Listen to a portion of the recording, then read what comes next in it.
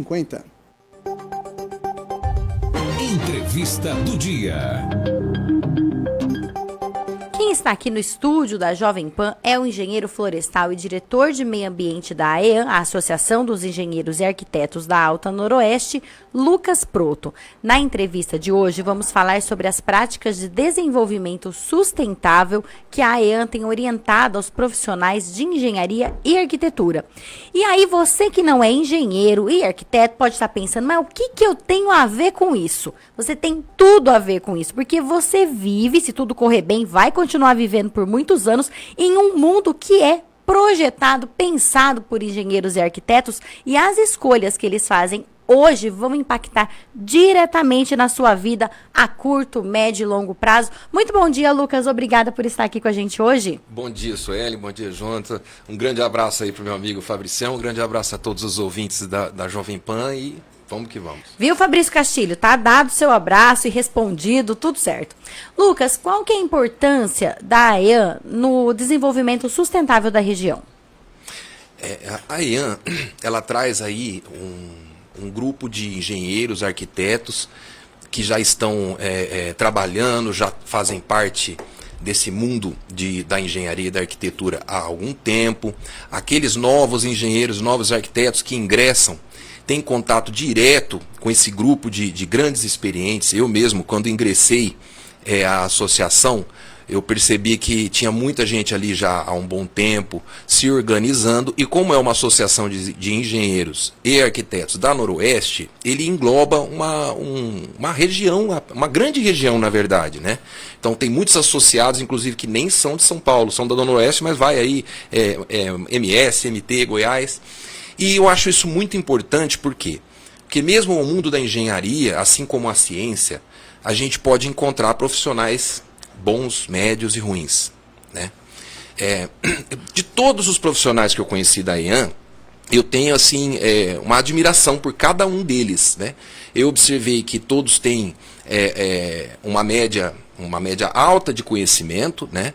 Todos têm experiência no município, na região, com suas obras, com seus projetos, e vale dizer que nenhum desses projetos e obras teve problemas discrepantes, a qual pode-se constatar um erro de engenharia. Não, muito pelo contrário. Então, eu entendo que a engenharia, assim como você disse na apresentação, ela tem uma influência direta no desenvolvimento desde o mundo lítico, desde a indústria lítica, né? A gente não pode esquecer que a pessoa, na Idade da Pedra, não acordava sabendo fazer um arco e flecha e uma lança.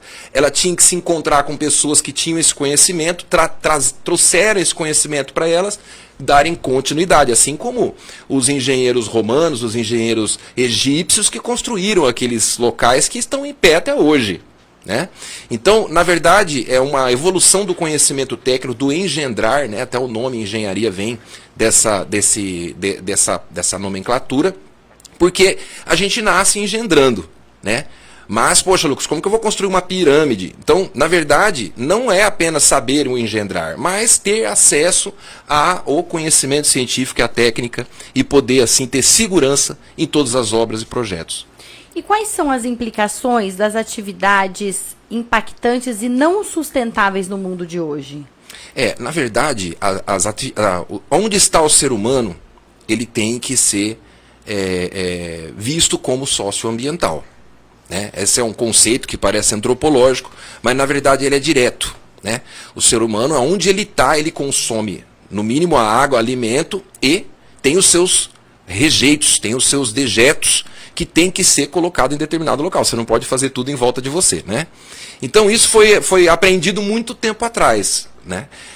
Conforme a gente foi evoluindo, a gente percebeu que, na verdade, sempre teve, né, essa atividade da engenharia e da arquitetura em volta de nós. Hoje ela é evoluída, avançada, e a cada dia que passa, não só a ciência, a engenharia e a legislação apura quais são os impactos que nós estamos praticando, né? Existem impactos ambientais que nós praticamos apenas por existir, apenas por viver, por ter um local para você morar, né? Um alimento na sua mesa. Isso tudo tem os seus impactos, e ele vem sendo mensurado à medida da evolução científica, histórica e da engenharia e arquitetura. E isso é muito positivo, Por quê? Porque ali nascem leis, ali nascem normas técnicas e o engenheiro, ele tem a obrigação, o engenheiro arquiteto tem a obrigação de seguir os seus projetos baseado nessas normas técnicas, né?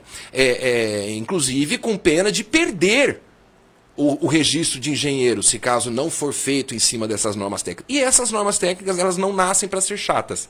Elas nascem para trazer segurança à população, sustentabilidade ambiental e um equilíbrio na civilização junto com o meio ambiente. Porque já foram feitas escolhas erradas ao longo da história, né? Que a gente vive consequências hoje em dia. Continuam sendo feitas, né? Eu tenho exemplos aqui, se eu ficar falando, passo o dia para você, inclusive da engenharia florestal especificamente, mas também tem da engenharia civil, tem da engenharia agronômica, tem erros, tem defeitos, inclusive erros que a gente descobre um pouco depois de já ter divulgado, de já ter feito, de já ter implementado, ou erros que a gente descobre muito tempo depois. Então tem que ser apurado, o engenheiro, o arquiteto, o engenheiro, o arquiteta contratada tem que ter, tem que nos garantir essa segurança. E eu entendo que a EAN é um dos locais para encontrar esses engenheiros e arquitetos que traz aí uma garantia de segurança e sustentabilidade. Como que a engenharia pode contribuir para práticas mais sustentáveis e quais são os principais desafios enfrentados nesse sentido?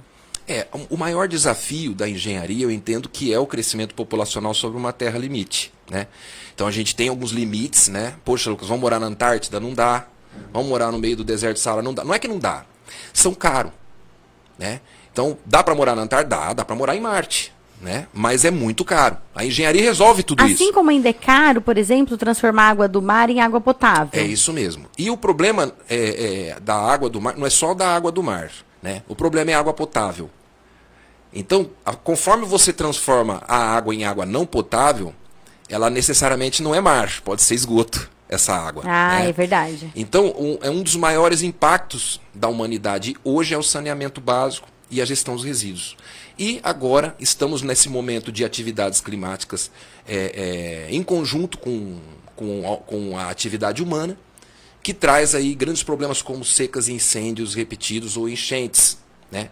Isso tudo tem que vir a ser mensurado, né? Então, vou dar um exemplo na engenharia de drenagem que se faz nos municípios. Eles computam sempre a tal da chuva dos 100 anos, né? Que é uma chuva com alto índice pluviométrico que ocorre em um pequeno espaço.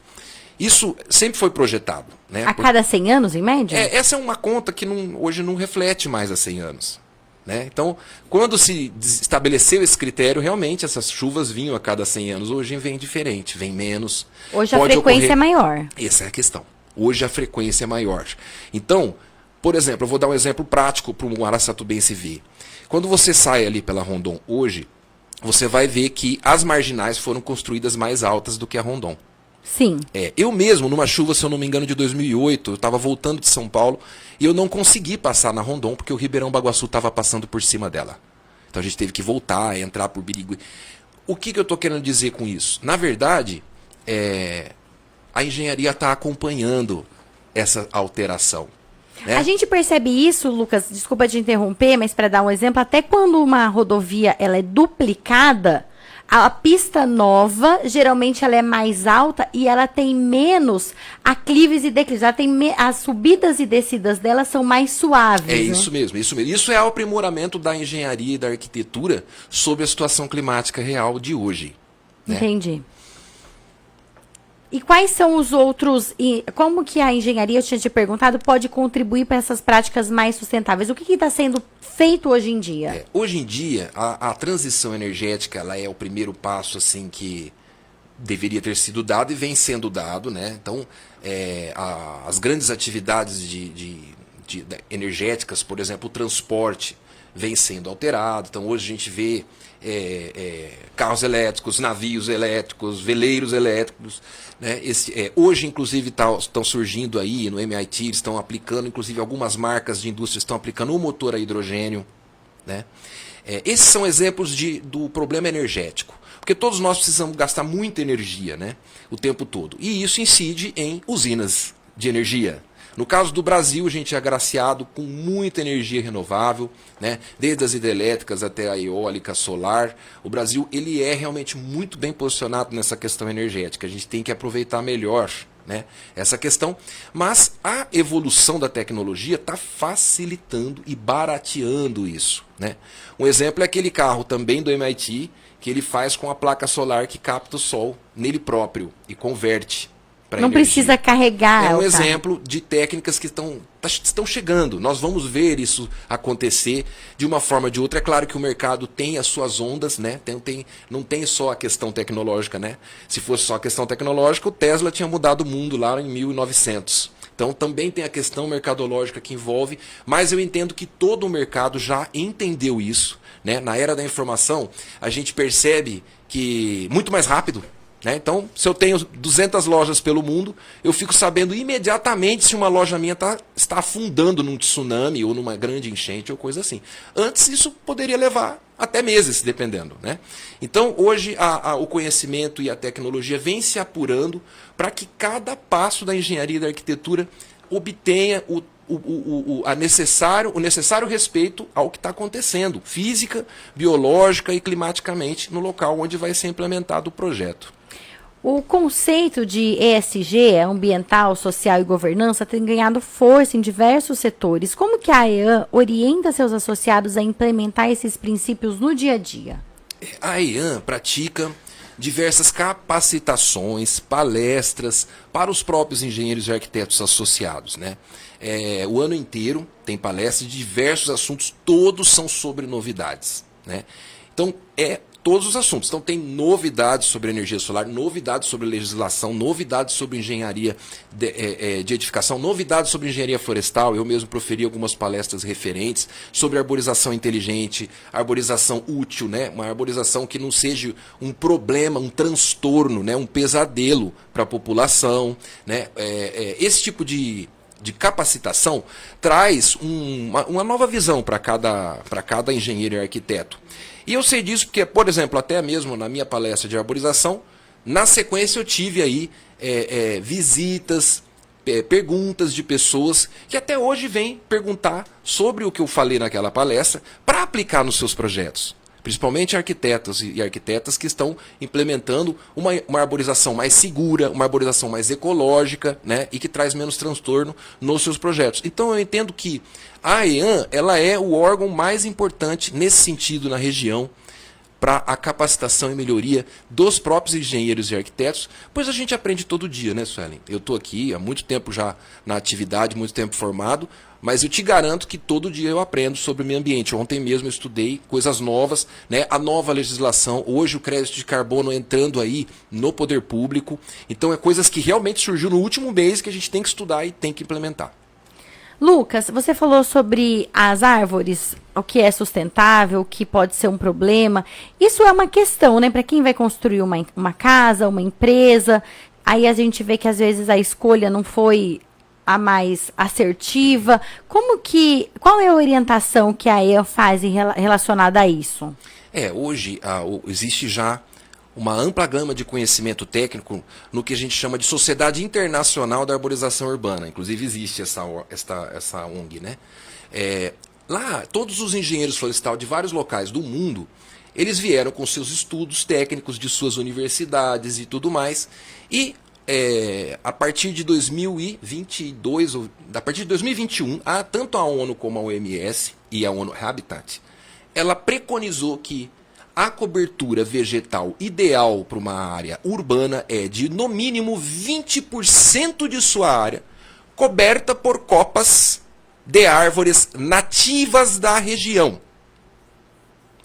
É aí onde entra o grande problema. Por quê?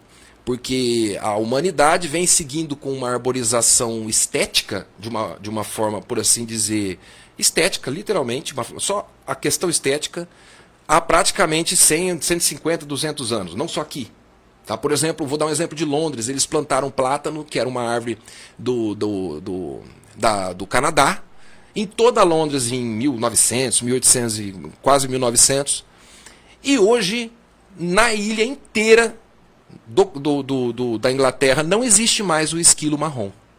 Ô Lucas, mas o que tem a ver o esquilo marrom? O esquilo marrom era um esquilo nativo que consumia e conseguia controlar determinadas pragas que dominaram a ilha. Então o esquilo marrom, ô Lucas, mas lá tem esquilo, eu fui para Londres e eu vi, aquele é o esquilo cinza, que veio provavelmente em algum navio, e esse esquilo cinza é do Canadá. Ele destrói o ninho dos esquilos marrons e eles dominaram a Inglaterra. Com isso, a atividade agrícola começou a ter problema. Então, diversos problemas foram sendo... e isso foi descoberto muito tempo depois. Tá? Tudo isso porque alguém achou a árvore bonita, falou, vamos levar para lá, plantar, Exatamente. vai ficar bonito na Araçatuba cidade. aconteceu isso também. Tá? No começo, a arborização não existia. Porque aqui, inicialmente, era um urbanismo que a gente chama de oitocentista, que era fachada emendada em fachada, calçada rua e, no fundo, quintal com muitas árvores. Então, as árvores, na verdade, ela fazia um papel frutífero, né? Ela estava lá no fundo para você chupar goiaba, limão, manga, acerola. Era assim, né? A partir de Hermílio Magalhães, o prefeito de 1922, ele implementa a arborização urbana. Né? Naquele momento, a ideia dele era estética. Então ele traz plátanos, inclusive, coincidentemente ou não, traz plátanos e algumas outras árvores aí para enfeitar a praça e algumas ruas do centro. Na sequência, o Instituto Agronômico de Campinas, ele traz uma novidade sobre a arborização. Árvores do Brasil, não é nativa, hein? Nativa é da região. O Brasil tem 6 biomas. Tá? E diversos ecossistemas. Ou seja, não adianta eu plantar uma árvore e falar é brasileira, mas não ser da região. Isso mesmo. Entendi. Nativo é da região, é o que ocorre naturalmente aqui, né? Então, eles pegaram determinadas árvores que tinham alto índice de crescimento e alto índice de cobertura. Então ela cresce rápido, faz sombra logo. Ó, show, hein?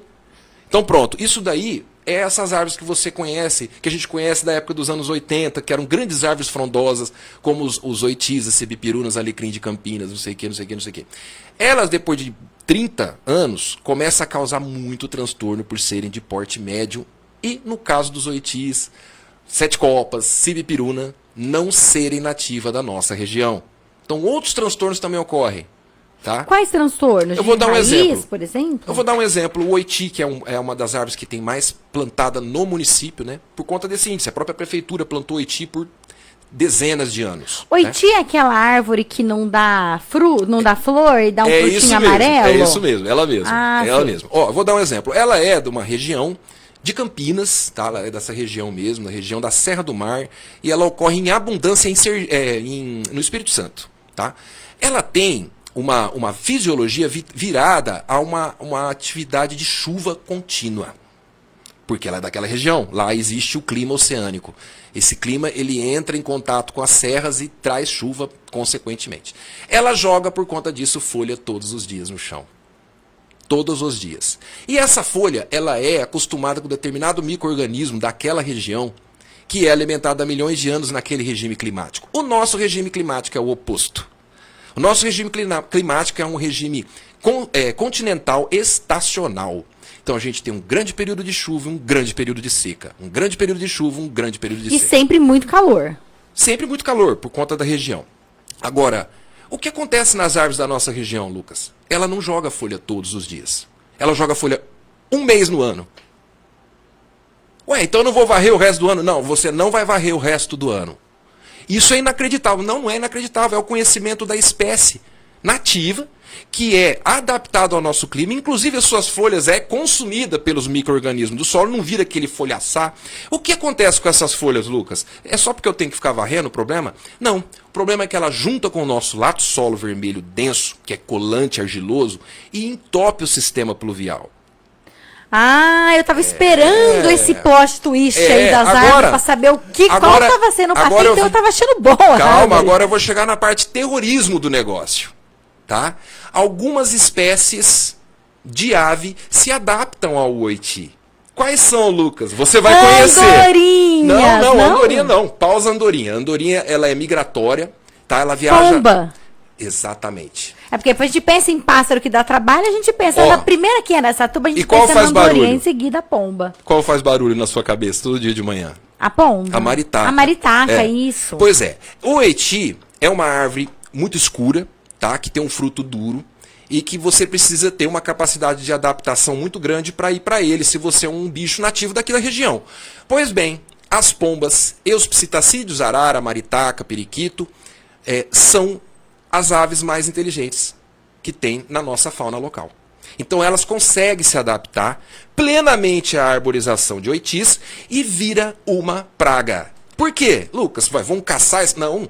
Porque não tem a suindara, não tem o gavião, não tem o falcão, não tem o tucano. Que são predadores dessas São predadores aves. naturais. Agora, se você entrar no parque ecológico agora, você vai ver um tucano.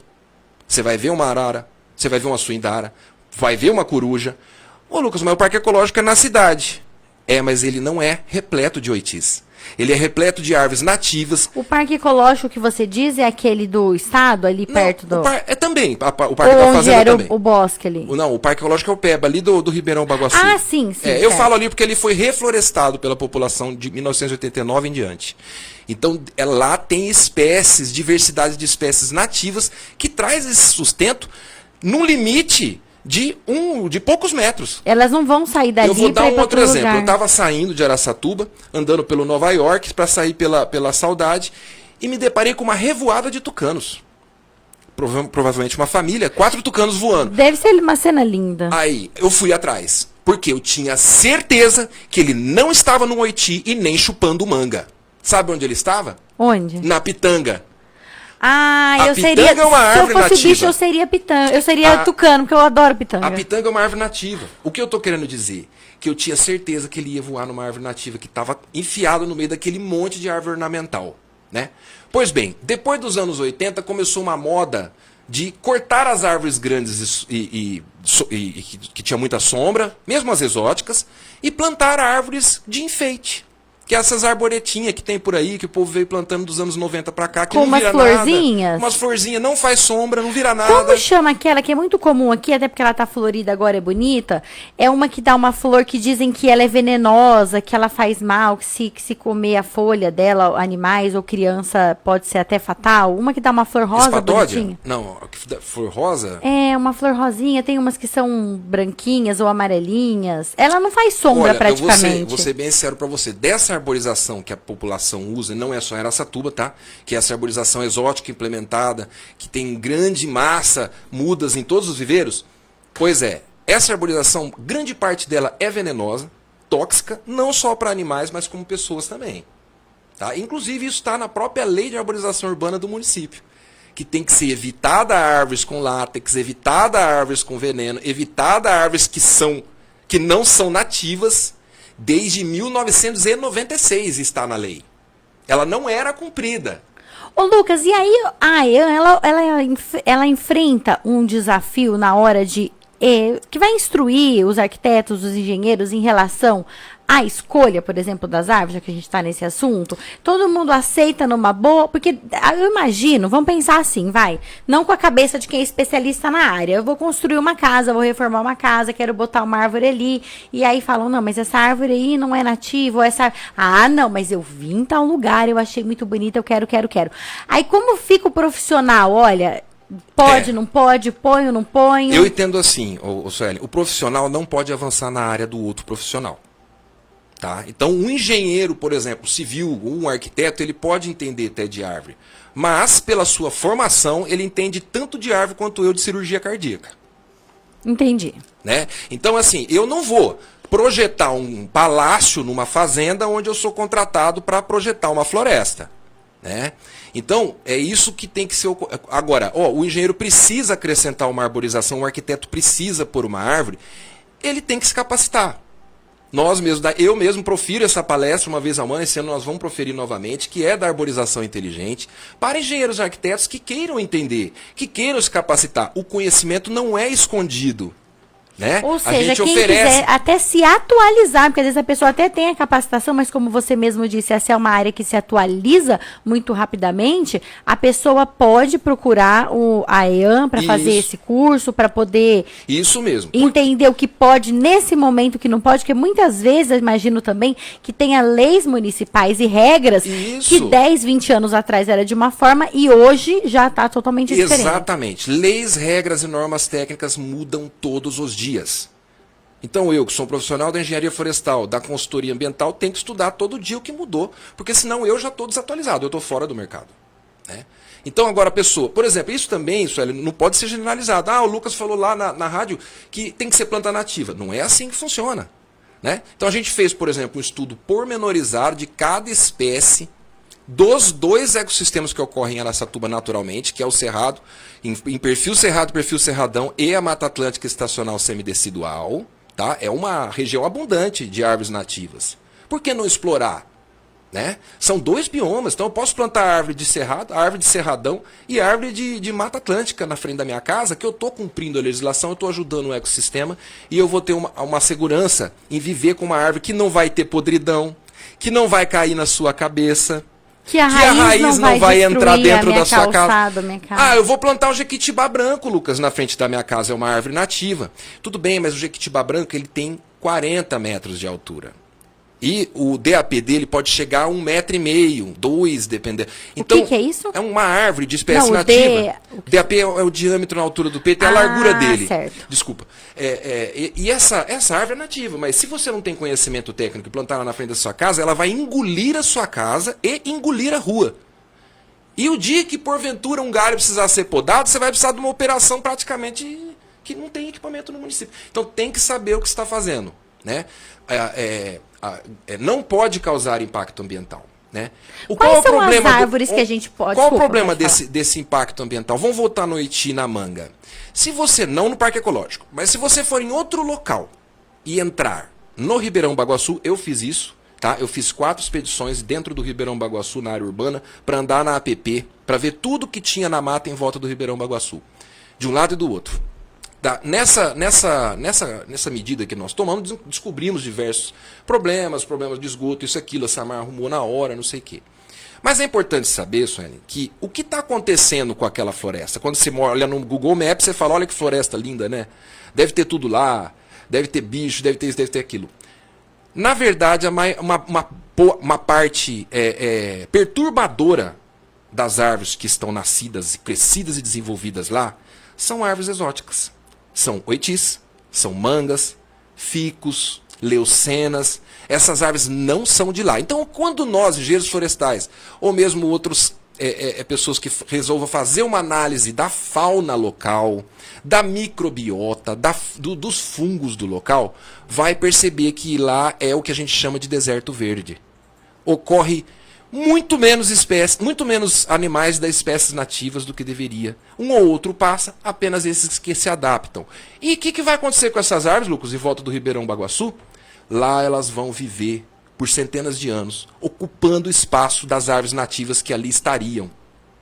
Então, o problema é outro, porque onde tem uma quantidade uniforme de árvores, e não heterogênica, ela não consegue perfurar e aprofundar o nosso solo, lá do solo denso fechado. Então, a umidade da chuva, ela não entra no sistema do solo, ela não entra nos lençóis freáticos como deveria entrar. Ela corre por cima, causando erosão e enchentes no ribeirão. Assim como a morte subsequente das nascentes do corpo hídrico. Tá? Isso já está acontecendo e vai piorar. Então, isso pode impactar, por exemplo, na falta d'água, porque vai acontecer isso. Vai chegar esse dia. Esse momento vai chegar. Por quê? Porque não tem a dinâmica de raízes pivotantes profundas junto com raízes fasciculadas uma ao lado da outra para fazer essa umidade entrar na dinâmica em que ela está acostumada há milhões de anos nesses corpos hídricos. Né? Se você acompanhar as nascentes a montante, né, as nascentes mais altas do município, elas já afundaram, como diz o pessoal, né, abaixaram. Quando a nascente afunda, na verdade ela para de nascer onde ela nasce, ela começa a nascer mais para baixo. Sabe o que isso significa? Que ela está morrendo. Que o lençol está abaixando e que ela está morrendo. Ela daqui a pouco não nasce mais ali no terreno daquele proprietário, nasce no vizinho mais abaixo. E isso vai só continuar. Como que resolve, Lucas? Reflorestamento das nascentes com árvores nativas e implementação e continuidade da política de arborização urbana com espécies nativas.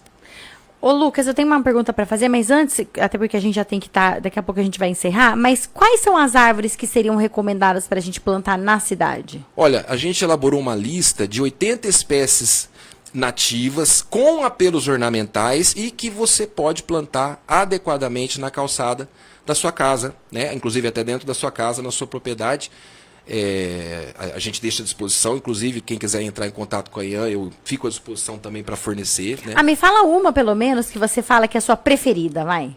Olha, não é a minha... Até o povo fala, você gosta muito de plantar o IPzinho amarelo. Não é isso, tá, gente? Eu uso muito o IP amarelo, o IP branco, em alguns locais com fiação elétrica. Por quê? O IP amarelo tem 4, hein? Cuidado, tem 4 nativos. Então vamos falar exclusivamente do Randroanthus ocraceus, que é o IP amarelo de bola do cerrado. Esse é um IP que ele cresce até 8 metros, então ele não vai entrar na fiação, a CPFL não vai fazer aquela poda linda nele, porque ela não vai chegar até esse ponto, né? E os IPs, pessoal, apesar de não ter fruta, ele traz um grande auxílio ao bioma local. Por quê?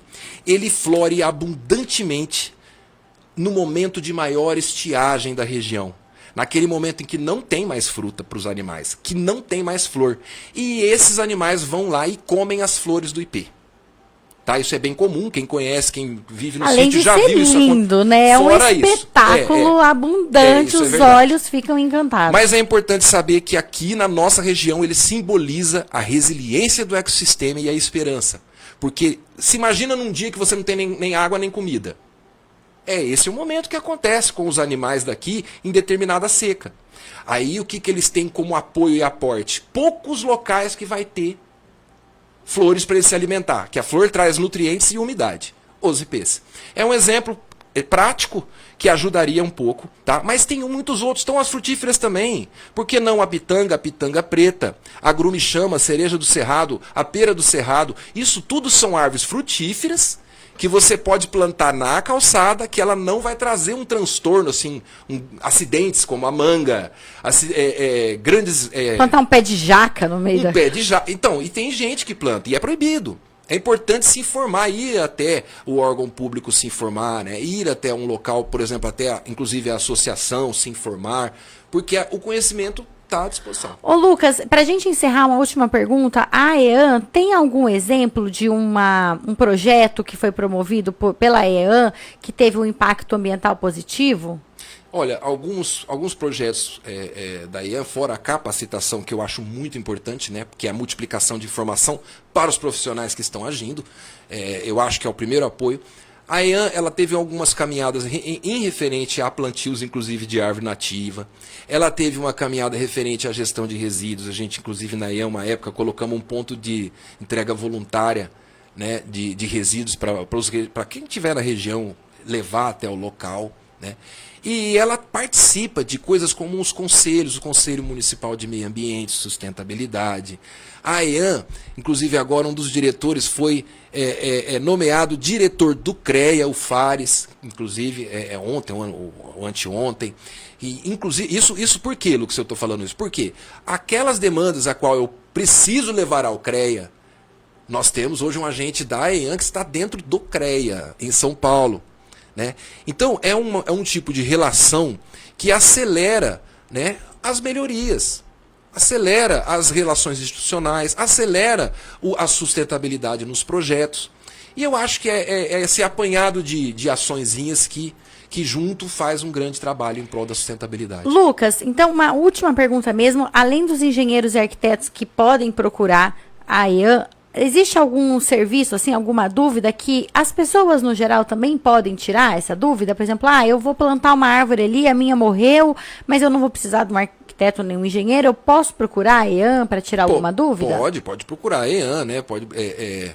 Se eu puder deixar o telefone aqui. Pode, claro. À disposição, né? Olha, pessoal, a AEAN pode ligar lá funciona horário comercial. Entre em contato, pergunta, as pessoas vão passar, vão ter você vai ter as pessoas que você precisa falar lá, com certeza. O número da AEAN é 3621-3252, repito, 3621-3252. Para quem está com a gente no Facebook, o Jonathan Alves está colocando aí o perfil do Instagram da AEAN. Você consegue clicar ali isso, tem o telefone aí também, o endereço, fica no Jardim Caraí, é facinho de chegar ali pelo trecho novo da Avenida Pompeu de Toledo. Lucas, muito obrigado pelas informações, realmente daria pra gente ficar aqui conversando o resto do dia, então eu espero que você volte ao longo deste ano para esclarecer pra gente, pra explicar melhor. Ficou faltando a gente falar das andorinhas, das maritacas, das pombas com mais profundidade. Então fica já feito o convite aqui para você voltar em outras oportunidades. Eu que agradeço a oportunidade, assim, em nome da EAN e o meu nome próprio também, Suelen, agradeço, Jonathan, e ao espaço da Jovem Pan. Um abraço a todos. Legal, são 9 horas.